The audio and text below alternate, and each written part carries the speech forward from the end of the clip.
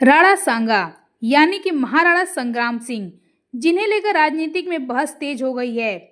इतिहास में बताया गया है कि मेवाड़ के इस महान योद्धा ने एक हाथ, एक पैर, एक आंख ना होने के बावजूद कभी घुटने नहीं टेके और वह आखिरी वक्त तक लड़ते रहे। वहीं आज सालों बाद महाराणा सांगा को लेकर कुछ लोग ओछी राजनीति करने में लगे हुए हैं। महाराणा सांगा न केवल एक कुशल प्रशासक थे, बल्कि वह अपनी वीरता के लिए भी प्रसिद्ध थे। वहीं बात करें मीराबाई की, तो मीराबाई महाराणा सांगा की बहू, एक कवियत्री और आगे चलकर भारतीय इतिहास और भक्ति आंदोलन की प्रमुख शख्सियतों में से एक बनी। राणा सांगा के कई बेटे थे। बड़े बेटे भोजराज, उसके बाद नंबर 2 पर रतन सिंह द्वितीय, इसके बाद विक्रमादित्य सिंह और उदय सिंह द्वितीय। इस तरह से राणा सांगा के कुल 4 बेटों का उल्लेख है। वहीं मीराबाई, जो राजपूत घराने में जन्मी एक उच्च कुल की कन्या थी, उनका जन्म 1498 में कुड़की, मारवाड़, राजस्थान में हुआ था।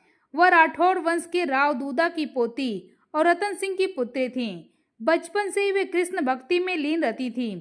उन्हें भगवान कृष्ण से प्रेम था। वहीं राणा सांगा शक्तिशाली शासक होने के साथ साथ धार्मिक प्रवृत्ति के शासक थे। मीराबाई के पिता रतन सिंह और राणा सांगा के बीच अच्छे संबंध थे, जिसके बाद उन्होंने मीराबाई को अपने बड़े बेटे के लिए पसंद किया। यह विवाह राजनीतिक दृष्टि से काफी महत्वपूर्ण समझा गया, क्योंकि यह मेवाड़ और मारवाड़ के बीच एकता को मजबूत कर सकता था। इसी वजह से राणा सांगा ने अपने बड़े बेटे भोजराज का विवाह मीराबाई से करने का फैसला किया। इस विवाह के दौरान यह अपेक्षा थी कि मीराबाई पारंपरिक राजपूत स्त्री की भूमिका निभाएंगी, लेकिन वह कृष्ण की भक्ति में ही पूरी तरह से समर्पित रहीं, जिसे लेकर आगे परिवार में तनाव की स्थिति बनने लगी। वहीं बात करें भोजराज की, तो वह एक संवेदनशील और शिक्षित राजकुमार थे। वह अपनी पत्नी मीराबाई के धार्मिक विचारों और भक्ति के प्रति सहानुभूति रखते थे। उन्होंने कभी भी मीराबाई को उनकी भक्ति से नहीं रोका और न ही कभी कोई आपत्ति जताई, बल्कि भोजराज अक्सर उनका समर्थन किया करते थे।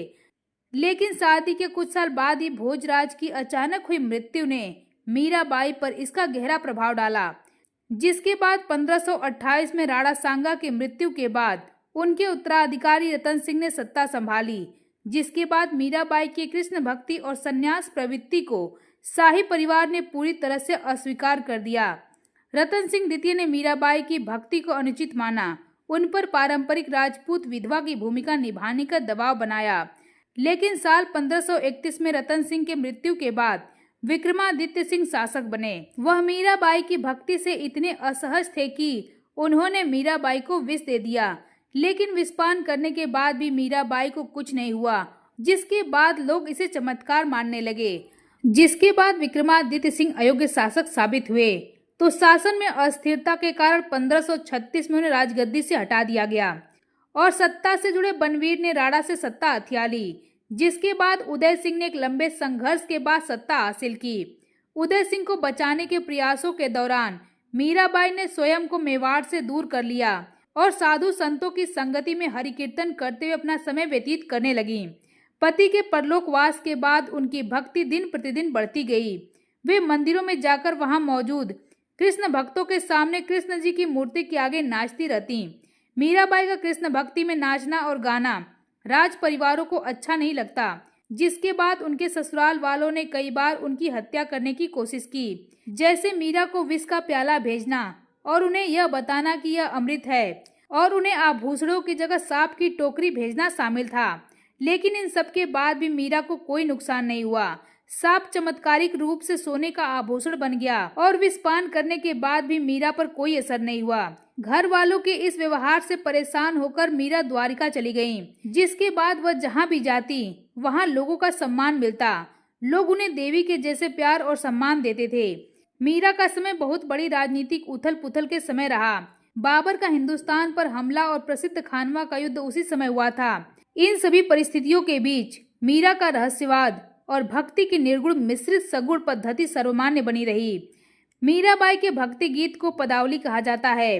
अपने अंतिम वर्षों में मीरा द्वारिका या वृंदावन में रहीं, जहां वह 1547 में कृष्ण की मूर्ति में विलीन होकर चमत्कारिक रूप से गायब हो गईं, जबकि ऐतिहासिक साक्ष्यों की कमी के कारण विद्वानों द्वारा चमत्कारों का विरोध किया जाता है।